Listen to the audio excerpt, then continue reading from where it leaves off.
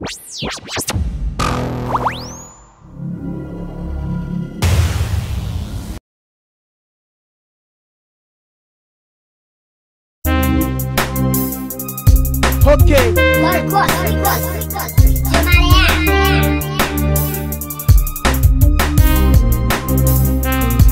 Nan erem, mwen resikon sa ki remem. Nan fe erem, mwen resikon sa ki rayim. Si kouto ki kon kayan, li chwazi trahim. Yes, moun papa fe, blo fe profite, se yo erem. Mwen resikon sa ki remem. Nan fe erem, mwen resikon sa ki rayim. Si kouto ki kon kayan, li chwazi trahim. Yes, moun papa fe, blo fe profite, se yo erem. Plis ou fe erem, plis ou tombe nan fe noue. Ki detache kon mezire ak vil yo gen pou rete suivi pou tout.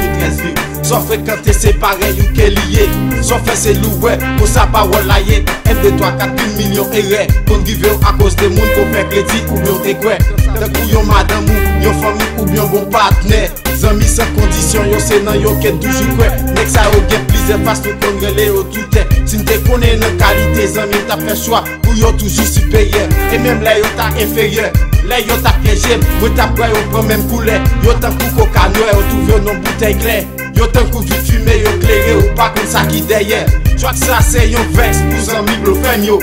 Mais bon mandat salte nan derrière a tout fait yo. Nan erem, mwen resikon sa ki remem. Nan fe erem, mwen resikon sa ki rayim. Si kouto ki kon kayan, li chwazi trahim.